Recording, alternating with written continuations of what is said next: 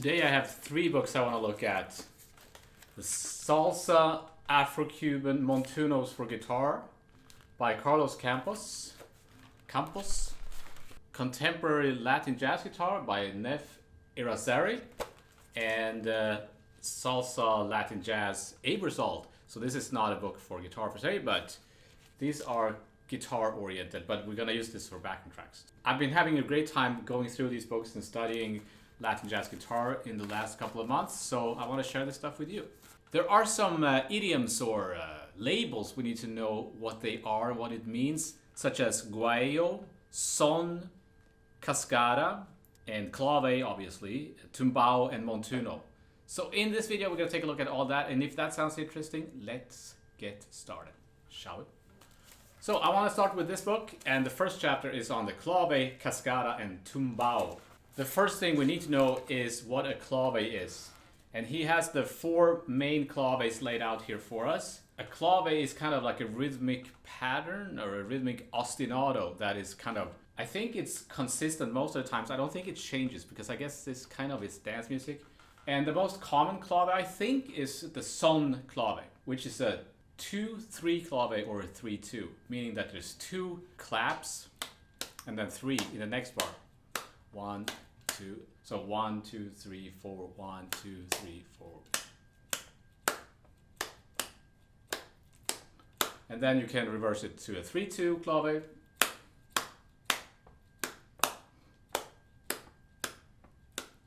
Then there's something called a rumba clave where there's a syncopation on that last. And that can also be reversed. So this is the kind of underlying rhythm in this kind of music, the Afro-Cuban music, a lot of times. And we need to understand kind of where the beats, the important beats, how they fall in the rhythm when we're playing, when we're comping and soloing. Then he gives you a few exercises, how to kind of practice this stuff, right? So how to feel the subdivisions. There's so many audio examples in this book. You download them and there's like hundreds. I don't think I've ever seen a book with this many audio examples. Then there's a bunch of examples like playing the clave with chords, which you don't really do, but you should still be able to do that.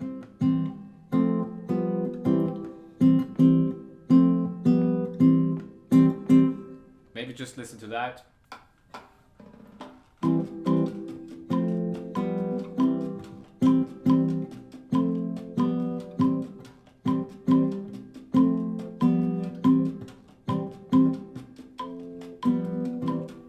So that would be a very simple example of playing chords along with the clave. You can hear the actual clave, which is a percussion instrument, right? Tons of those examples, rumba clave, minor examples, and 2/5s. Here's an example of kind of how a jazz guitarist, I guess, would think about this, like an example of jazz harmony.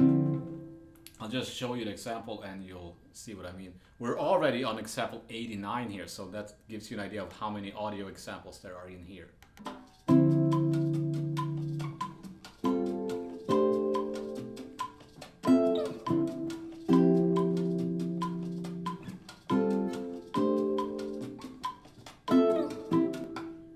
I kind of like jamming along with these.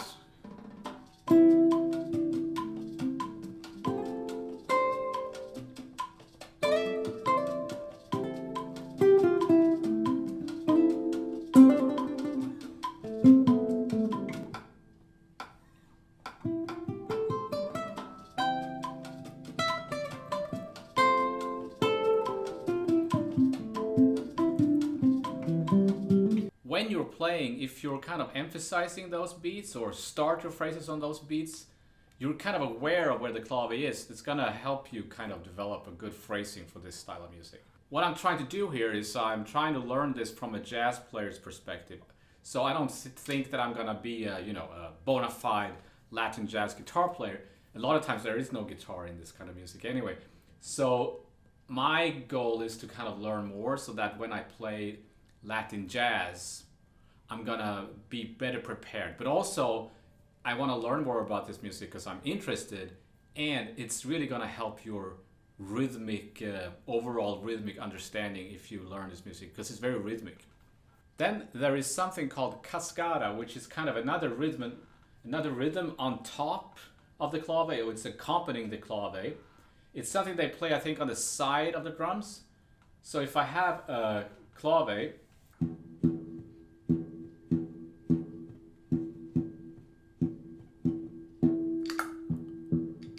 so that's a 2-3 son clave, meaning there's 2 beats and then 1, 2, 3, 1, 2. That's why we call it that. The Cascara pattern sounds like this on top of it.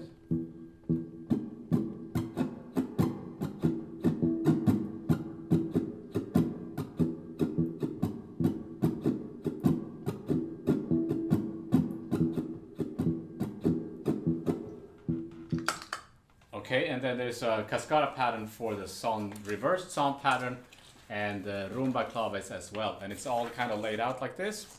And then there are different ways you can practice subdivision so you develop a good feel for that. Here you can hear what it sounds like.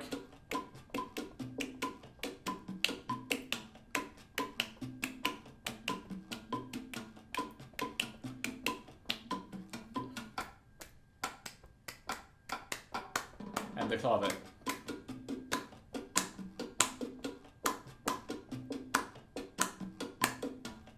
I want to keep this video fairly short, so I'm just focusing on one clave.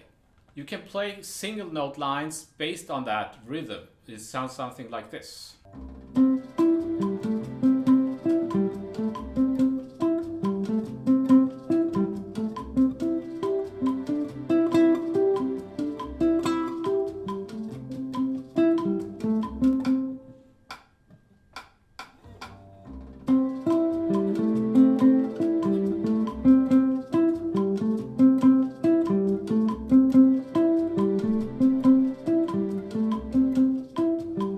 I like to improvise using that rhythm.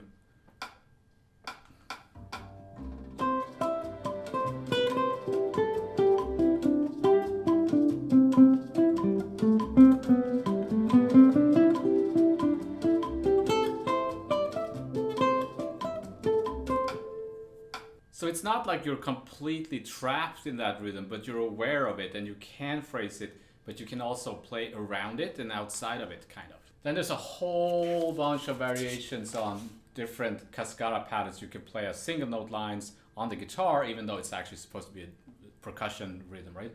Different harmonies. Then there's some examples of, for example, George Benson playing in a comping pattern. So there's some references to recordings and stuff like that in this book. Transcriptions. Then we need to know what the bass is doing. Bass is playing what's called a Tumbao. And that's kind of, even though we're not playing bass, we need to understand, it's very important to know how that works. The bass line also kind of follows the clave. The next chord, or the next bar, you anticipate by a whole quarter note, which gives you kind of that forward motion. I'll try to demonstrate using my loop pedal. So I'll start with the clave.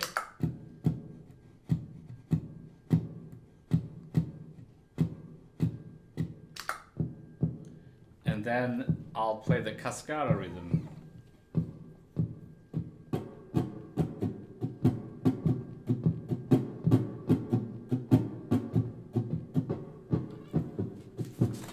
The bass will play like this.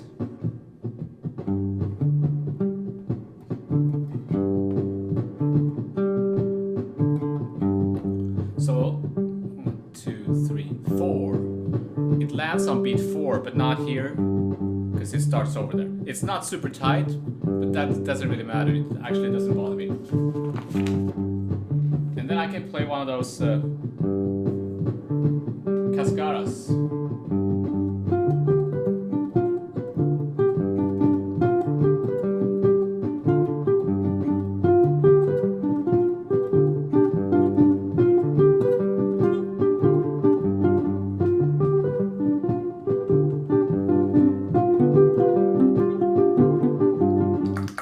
So that was not necessarily the best demonstration, but the whole point is that the next chord is on beat 4. So if I'm playing a jazz tune,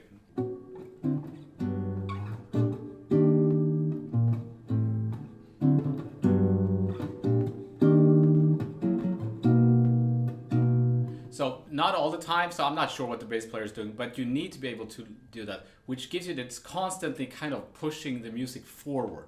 And that's the important lesson to learn from this music. Because when you're improvising, you want to be kind of on top of everything. The music is moving forward, and if you're kind of always anticipating the next chord, especially on a tune like Giant Steps, where there's a new harmony in the next chord, if you can do that, if you can master that when you're comping and soloing, then it's gonna give you a really feeling of like you're in control of the changes rather than being kind of behind, even though you totally can play behind and start your phrases behind and all that. But being able to do this, at first it can be kind of difficult. So that's why it's really good to practice this. In iReal Pro, you can add the salsa style or genre to it, but you have to pay extra for it, but it's really worth it. I've been using it a lot. It sounds really good in my opinion. Some people might disagree, but it's a lot better than the swing feel. So if I pick a Son Montuno 2-3, and let's pick, I don't know, Green Dolphin Street. Here you can hear the bass, hopefully.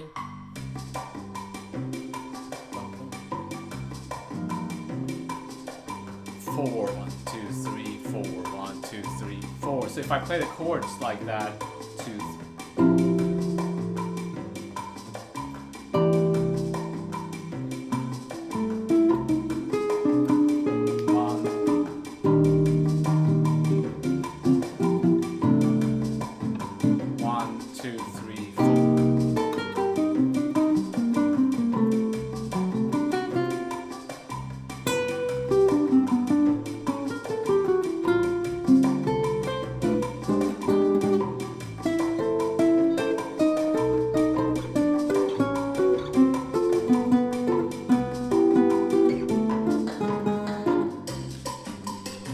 here's a Cascara, right?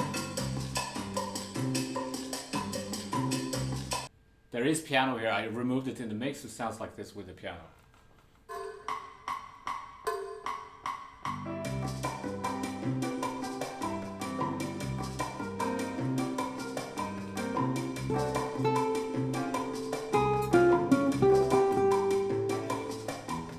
I really recommend getting that Salsa package. Salsa, by the way, is just kind of an overall term for all of this music, but I think it specifically refers to music from New York. Might even be like Puerto Ricans. So it's a little bit misleading to say salsa, but that's the kind of term we use for this kind of music. Again, I'm not an ethnomusicologist. I'm not here to kind of claim that I know all this stuff. I just want to learn more about Latin jazz guitar. That's all. So it is possible to play the Tumbao, the bass line, and chords at the same time. I don't think that's usually how we play when we play this style. In Afro-Cuban music, there is not even a guitar that often. It's more an instrument called tres and other instruments, I think, which has kind of like a 6-string instrument, so it has double strings, which makes lines like that sounds much fatter. Sounds kind of lame on guitar. It's like, imagine you would play it on a 12-string guitar, it would sound better. But you can still practice this playing the tumbao and chords at the same time just to get the feel for the different rhythms. So an example sounds like this. So I'll play the bass first.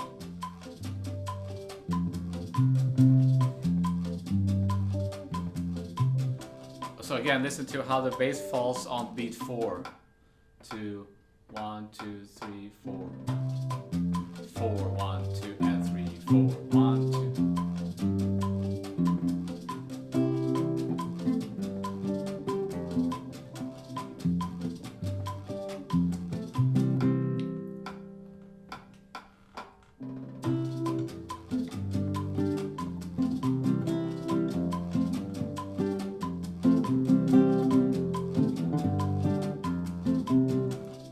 So this sounds more like traditional Afro-Cuban music. It doesn't sound like jazz, right? But I really enjoy playing this. So again, I'll use my app that I have talked about in lots of my videos, Drum Genius. Go to Afro-Cuban, and again, I'll find a 3-2 Clave, Cascara, Clave, and just practice along with this.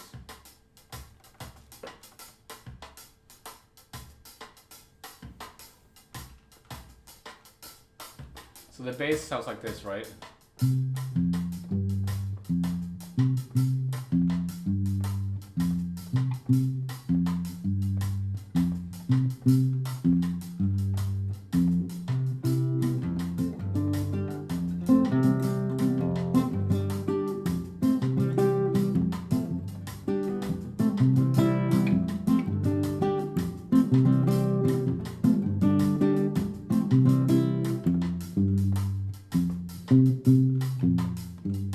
And if I'm playing a jazz tune like Giant Steps,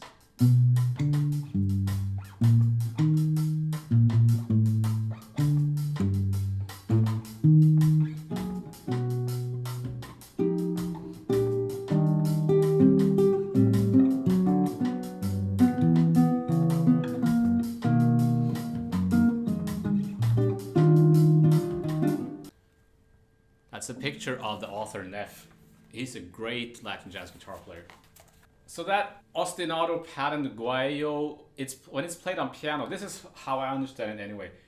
When it's played on piano, it's called Montuno. It's not clear to me exactly what the difference between a guayo and Montuno is, but a Montuno is definitely this kind of rhythmic ostinato that you play, the piano is playing, right? It could be a generic one, or it could be something that is specific to a certain tune. So let's listen to another one of these guayo patterns. Track 263 I'm on now, so you realize I'm skipping a lot.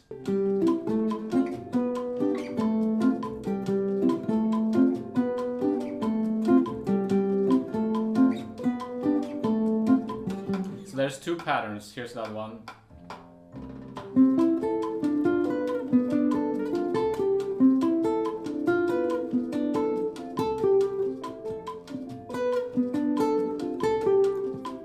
This is what I think is like a Montuno kind of. 2/3 sound clave.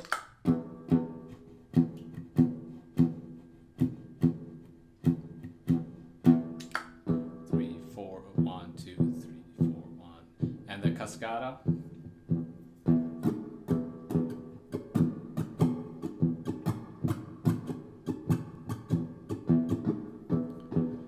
Play the Montuno or guayo.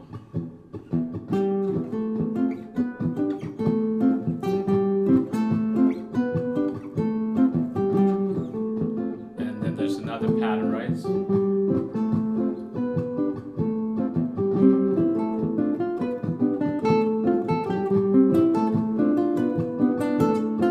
I played that a little bit wrong, but and then Tumbao bass.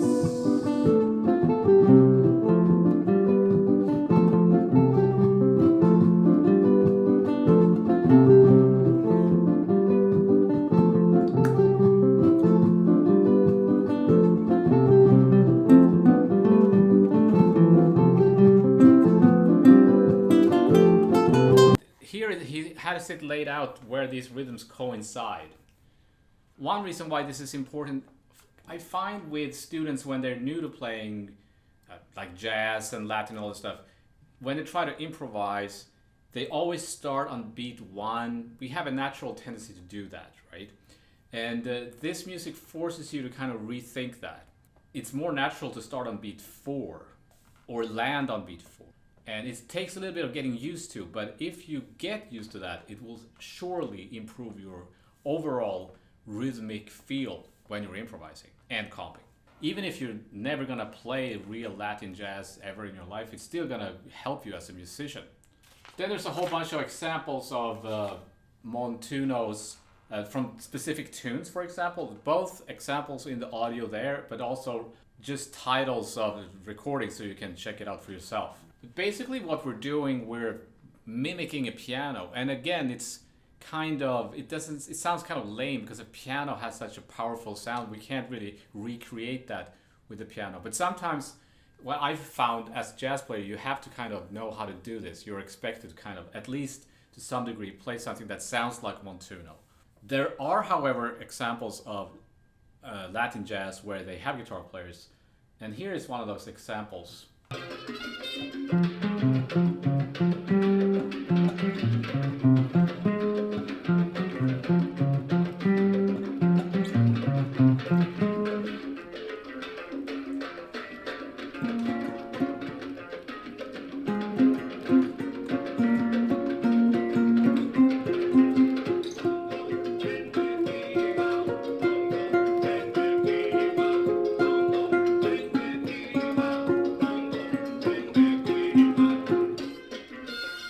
I just enjoy playing along with these kind of authentic recordings. This is authentic Latin jazz, right?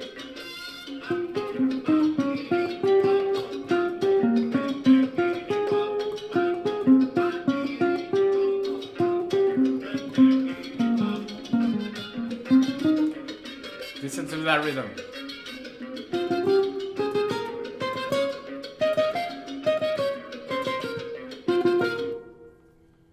That's exactly what I'm looking for.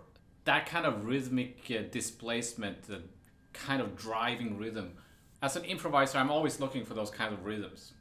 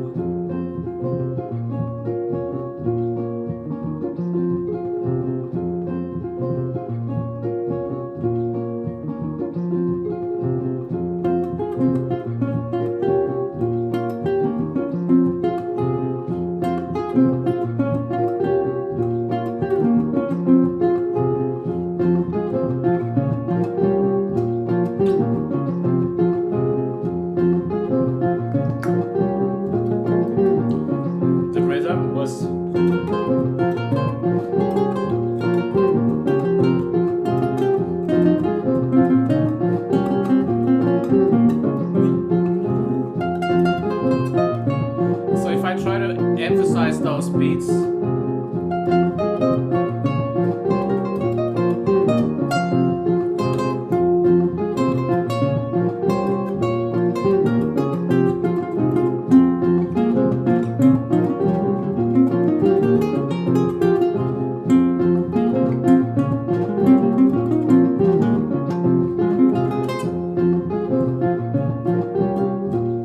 So that's kind of the point I'm trying to make, that I'm kind of rethinking how I'm phrasing when I'm improvising. Instead of thinking groups of bars like this, 4-4-4 or 3-3-3, I'm thinking of a clave that has kind of a shape to it. I talked a little bit about the same thing in my Brazilian guitar video, and I've also made a video about the clave. Then there are some transcriptions and more examples of Claire Fisher, and examples of what's really good about this book, that he gives you examples of jazz albums with guitar, like Cal Jader, is that how you say his name? He has a lot of jazz guitar players on his recordings, I think. Some examples of jazz players that play Latin jazz: Steve Kahn, Sonny Henry. There's also a list of recordings. All these books I'm going to cover have selected recordings, so you can check out. Because it can be kind of overwhelming if you're looking into a new style of music. Where should I begin? And a lot of it might not be that great. So these authors know what is great and what you should be listening to. So this brings me to the next chapter, which is Montuno, which is the piano pattern, right?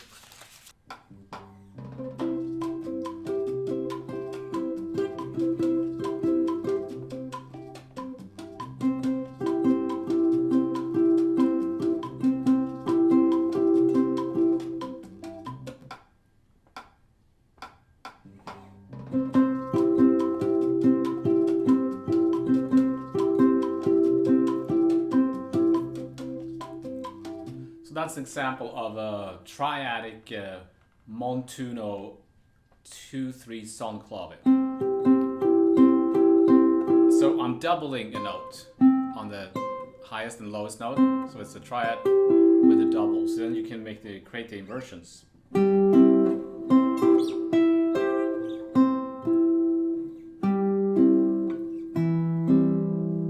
So that you can play like.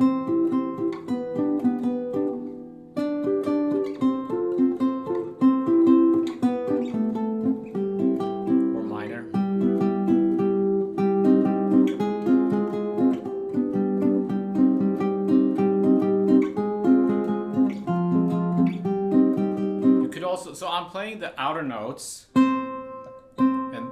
the chord and then the inner. also do like sixths or like the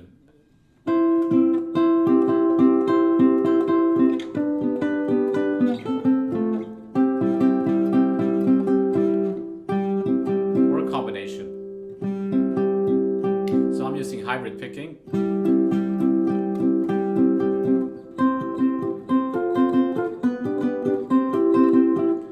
So I've been coming up with these chords that I like. I play diminished chord like this. The trick is to always double the outer notes. The top and the bottom note should be double. So that's a diminished with the doubling. So let's say I have C minor and G7, like I use diminished chord.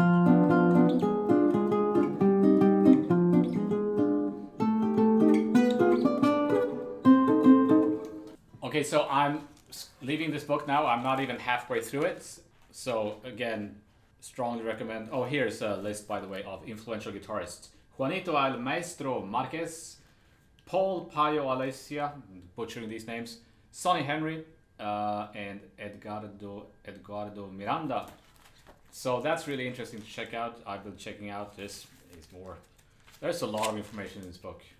Barney Kessel played on a lot of Latin jazz records. He talks too about like how Grant Green made a Latin jazz record. There's even one called the Latin Bit, which is a great album. But they're not really soloing in the Latin jazz style. Like, as soon as the head is over, they just kind of go to swing. Also, Wes Montgomery, obviously, the tune Cariba is a good example of Latin jazz with guitar.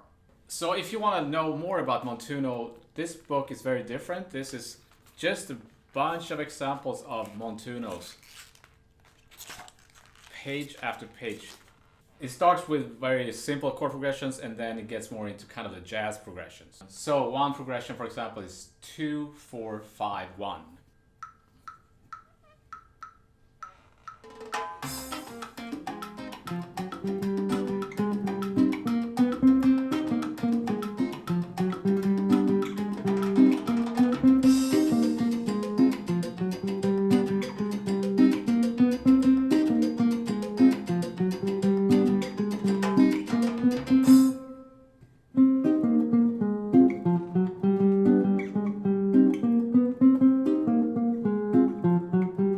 That's a very simple chord progression, like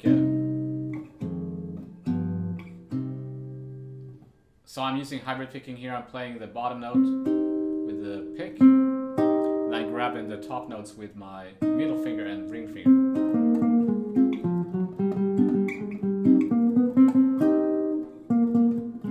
I guess you could use a pick for everything.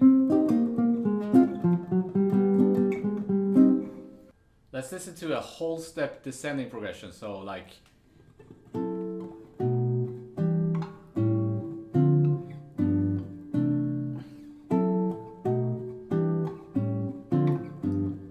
that kind of progression, where you find a lot of jazz tunes.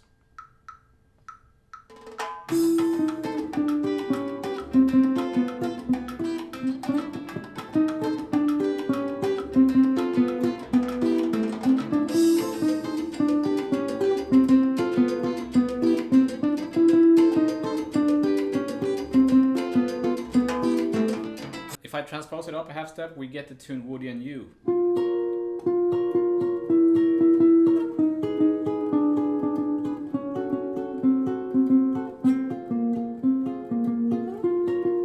I'll use my iReal Pro. So I've removed the piano because I'm the piano player here.